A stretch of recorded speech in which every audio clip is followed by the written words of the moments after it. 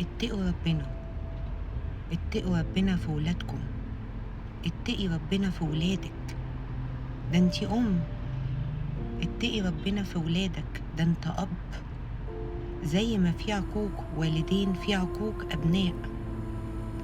ولادك ملهمش ذنب إن جوزك بيخونك، ولادك ملهمش ذنب إنه حب واحدة تانية وراح اتجوزها وسابك، ولادك ملهمش ذنب إن انت اخترت واحدة من الأول مش سعيد معاها وحابب إن انت تعيش حياة تانية.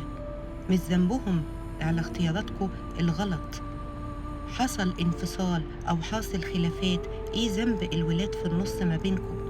أنا حقيقي بقف عاجزة عن الرد عن أي ابن أو بنت بيبعتولي يقولولي الحقينا، إحنا بنتضرب، إحنا بنتهان، إحنا مهملين في البيت، إحنا ضايعين ما بينهم هما الاتنين، إحنا مش معانا فلوس ناخد جلسة، بس ممكن تنصحينا؟